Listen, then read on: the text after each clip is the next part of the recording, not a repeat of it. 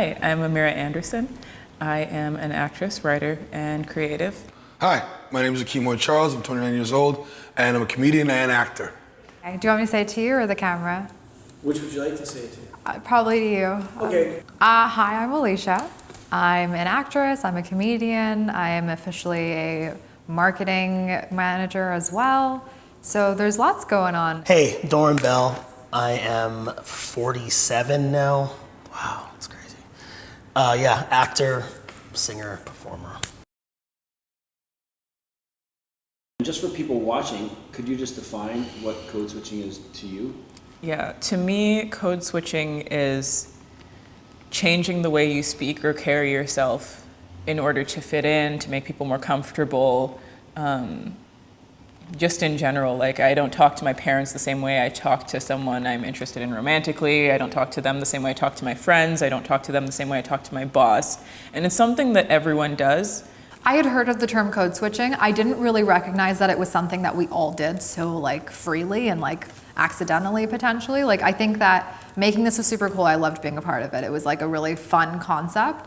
I feel like it sort of connects us to see everyone doing that same thing. And like, I don't know if anyone means to do it. Some people don't realize they do it until they see a video like that. My understanding of code switching is switching up the way you talk and your mannerisms, depending on the social surrounding that you're in.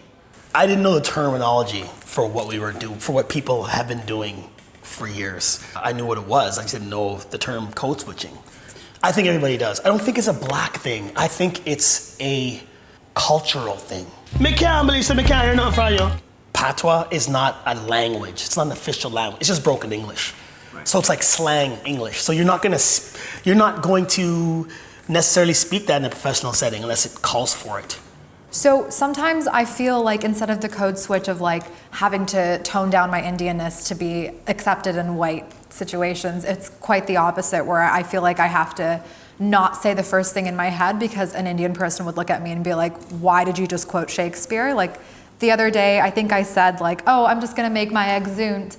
And someone was like, what did you just say? And I was like, oh, nothing. It just like came out. I didn't have like the chance to realize where I was and like shut up. For instance, there was an all Indian showcase at House of Comedy last month and most of the crowd was gonna be Indian.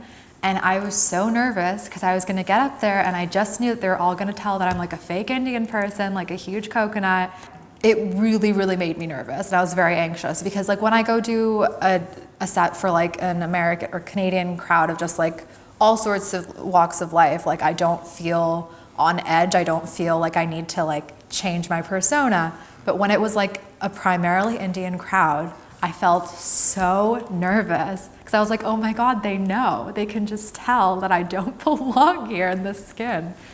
To me, code switching is somewhat of a defense mechanism because the person in the position of authority never has to code switch, right? It's always the person who desires something or needs something out of a certain situation that will appease the person that they're trying to extract from. It's funny because the first time I caught myself code switching, I didn't know what it was called at the time, but I was in high school and it wasn't even a race thing. It was that I needed to get someone out of a geography class because we were shooting a short film. And this is how I talk. Like my voice is fairly deep. And I walked up to this teacher and I was like, hi, could we just get him out of class? We just need him for like half an hour. We'll get him right back to you. And he was like, oh yeah, sure. And then I walked away and I was like, why did my voice change? And since then I've realized that me having a deep voice sometimes intimidates men. So if I look helpless, they're more likely to help me. And I didn't even realize I was doing that. It was so weird, but it was for film, so good cause. Whenever she wants something, she would like, Keem, she would lose the A. She would lose the A, she'd be like, Keem. And I'm like, there's not that many E's in my name, like there's two. Like, I don't understand what we all these E's, like I wouldn't automatically know she wanted something. She would switch up her tone and code switch just to get her desired outcome. Similar to me being Alan on the phone, and I want these people to buy the product, the service that I'm offering. I left Concordia University and I got into the sales job. And it got to the point, this was beyond code switching. This was just, I was a different human being. I had to change my name. My name was Alan on the phone. I was working with Albertans. Can we hear Alan's voice then? So Alan would be like, So Alan would be like, a case Alan would be, so good afternoon, sir. How are you? My name's Alan Charles. I'm here on behalf of such and such company. That night, I think you had written a script and you sent it to me and you were like, let's shoot this. And I was like, yeah, let's do it. It was such a fun script. What did you think when I sent you the script first? I mean, anything you do, I just want to do. But I was like, yeah, this is cool. Let's do it. When I first got the script, I laughed. It was hilarious. It was very funny.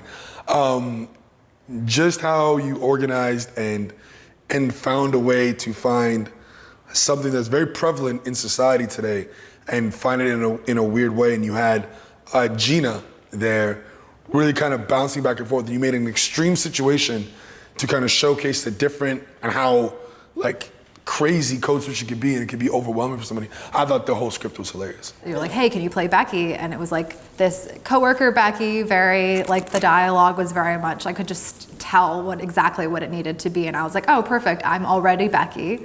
Gina, for a second I thought you forgot about me, and then I was like, no, of course not, we're best friends.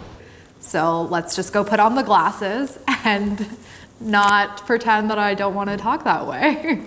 There wasn't really much acting. I was just walking, talking into the phone, talking to nobody, and with my pea coat, and that was it. I was me. Like, we got to do so many like improvised little inserts. Becky! Gina! Becky!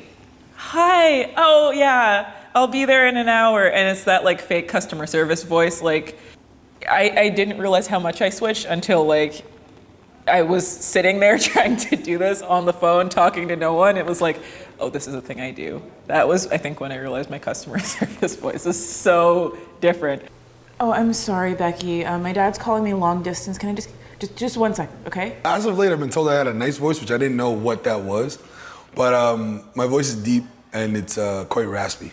Like someone who speaks Ebonics, I don't speak in Ebonics. This is my normal voice. Sometimes I sound more Jamaican if I'm talking to my family, but when people are using heavy slang and talking to their friends on the street, and then they go into a professional setting, they then have to start talking like this so that they don't scare anyone or they don't sound unprofessional. My mom had been code switching for years just to survive in a professional setting, you know what I mean, as a Jamaican woman. So we grew up with that. My mom was an English teacher, very educated, spoke 3 languages fluently, but she's also very Jamaican and very connected to her culture and whatnot. So we would see her flip back and forth all the time. And up until now, doing this little project with you, I'm sure now I'm gonna be always aware of like, oh my gosh, I'm doing it. You know what I mean? At the end of the day, I don't think we have to do any of it. And I feel like we have this pressure on ourselves to like, oh, be the perfect daughter who's like still connected to her roots. Be the perfect employee who's like super customer service oriented. Be the perfect girlfriend who's sexy and cute at the same time and still sweet. Sometimes it's subconscious. You don't mean to, you just want something and the switch happens. I think I do it unconsciously. Well, psychologically, like it's a study. When you're speaking to someone who sounds different from you, if you want to make them sound comfortable or you want to communicate with them better, you start to do it subconsciously. You start to change the way you speak and pronounce things, even if you don't realize and you're not trying to mimic them. It's like mirroring body posture. It's the same kind of thing with your voice, and people naturally do it as well. I don't know anyone who doesn't do it to some extent. I think it's only bad when it's not come from a genuine place, where you feel like this is the only way you know you can do what you can do to survive or get ahead or to keep doing what you're doing. Then I feel like it's a problem. I've had women come up to me after shows and saying your voice is great. I think definitely my voice plays a role in terms of my comedy and acting. More so acting, because if you're looking for a character who is an authoritative position, for example, security guard. Security guards have a sense of authority. You need someone who will say, hey, what are you doing over there? With the voice that I have, people are gonna listen up and pay attention. I was raised by 2 very Jamaican parents in a very white town. So I think it was with them being immigrants, they wanted me to sound Canadian so that I wouldn't have to deal with what they went through, because they had to deal with a lot of prejudice, especially being in a small kind of backwards town. But it was also just what I grew up surrounded with. I definitely identified with Gina because I have a way that I speak to my parents, and I have a way that I was speaking to my boyfriend, and I had a way that I was speaking to my friends and my coworkers. So I saw it, and it was like, there are definitely things you do not say to your parents, and especially like strict Jamaican parents. So it was, and my parents didn't know that I was dating someone at the time either, so it was just like perfect timing. Climax of the scene when Gina thinks she's, you know, having sexy talk with her man, and it's her pops. Hey, baby, I just need to get out of these sweaty yoga pants and get into that bubble bath, and I'll call you back on video, okay? Gina! Jeez, Gino. I mean, that's exactly how it would have went down. That's a typical Caribbean response.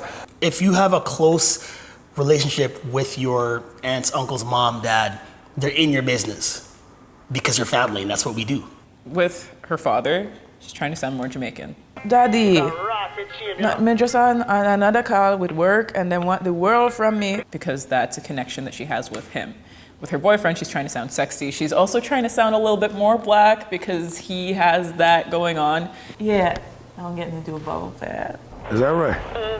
Damn, girl, I'm about to pull up. And then with her coworker is also trying to sound white. Jeff asked me to call you to find out if you finished that list of clients we're inviting to the company picnic next week. I'm sorry, Becky. My dad's calling me long distance. Can I just 1 second, okay?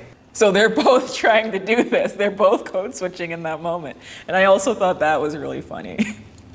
So I played Becky, and to kind of prepare for that role, it was a pretty quick turnaround between script and shooting, but it was very much that I was just like, okay, Becky she's that like super valley girl that everyone knows, like, Oh, no problemo. Take as many mementos as you need. I found this project particularly enjoyable because I didn't know any of the actors in the project, dude. But at the time, I had met Dorn, and I met Amira probably a couple days ago. So I saw the first stage, which was just me, and then I saw everyone getting slotted in because Andrew was sending me progress. And it was just so cool to see it because it was like I wasn't talking to anyone, but it's just like the way it was cut together was just so great. I'd never met Amira. I don't think I really knew Akeem back then. And then seeing the video was like, oh, Amira and I have worked together for years. It just looked so seamless. When I saw the final product, I'm blown away by anything you do. It was literally shot as if we've all known, like this was real. Let's shoot the scene. Here's a scenario. You're a dad talking to his daughter, and you're Jamaican. Go. As a director, you do this really great job of kind of getting an essence of an idea on paper, and then just trusting the cast to kind of portray it. It's like Gina has gotten to the end of her rope. She's like, why am I doing this? Oh, jeez, Gina, who are you?